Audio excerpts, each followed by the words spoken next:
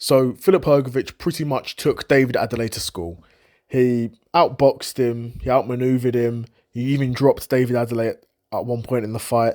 And it wasn't really competitive because Filip Hrgovic, like I said, is by far one of the trickiest boxers in the heavyweight division, in my opinion. I think he's right up there at the top, and there's a reason why he was avoided for a very long time. Of course, Daniel Dubois did move to Filip Hrgovic pretty badly and did put hands on him, but Filip Hrgovic was firing back. He didn't get walked over by Daniel Dubois at all, and it's taken Filip Hrgovic a while to recover from that loss. He did take some time off and may have had some personal issues and some issues outside of the ring. But he's come back with against Joe Joyce, and he's come back again against David Adeleye, who David Adelaye is the British heavyweight champion at the moment, right? He's vacated that championship, but no one beat him for it. I mean, that's another conversation for the Jamie TKV fight, but David Adeleye, British level fighter, British level heavyweight, which I think is actually about his level, right? I think Filip Hrgovic, of course, Filip Hrgovic is going to have tougher competition in the heavyweight division. He's going to have tougher names than David Adeleye. He's going to have tougher fights than David Adeleye. So it was good to see him get through this fight pretty easily for the most part. David Adeleye, after he got dropped, did sort of throw balls to the wall and did land a big shot on Filip Hrgovic.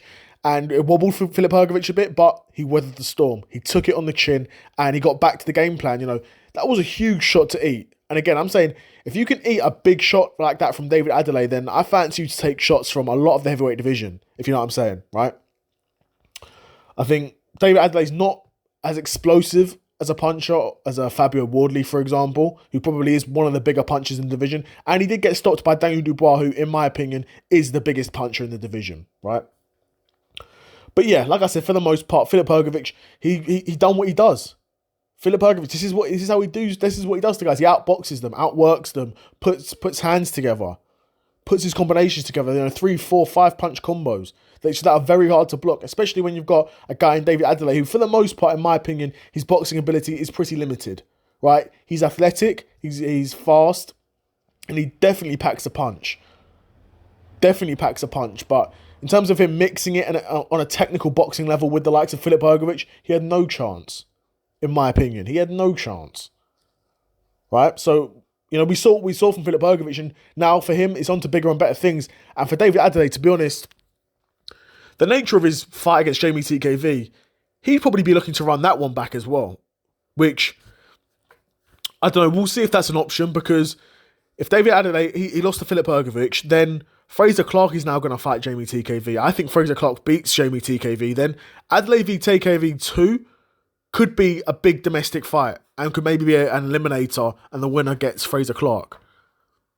I think that's not a bad option at all, in my opinion. But yeah, Filip Hrgovic, for him, it's on to bigger and better things, and he'll be looking to hopefully get another big name in the heavyweight division. He's only really got one big name on his resume. That's Daniel Dubois, and that's a loss. So he's going to be looking to get another chance against those top guys in the division, and this time make the most of it. I can see Filip Hrgovic giving a Joseph Parker a tough time, giving a Caballero a tough time, because he's a very good boxer. If Filip Hrgovic, I don't know if he wants to get another, maybe a smaller payday, and a decent name on his resume, the winner of Dave Allen v Makhmudov. Because the winner of Allen v Makhmudov, they'll be looking to get to world level, and Filip Hrgovic could welcome them to that sort of tier of boxing. So not some bad choices there, but easy win for Filip Hrgovic. Apart from that moment when David Adeleye landed that big hook, but it rocked Hrgovic, but he weathered the storm, which is what world-class boxers do, and that's what Filip Hrgovic did there. I'd be curious to know what you guys thought of the fight. Do you think David Adeleye would do a bit better, or was this expected?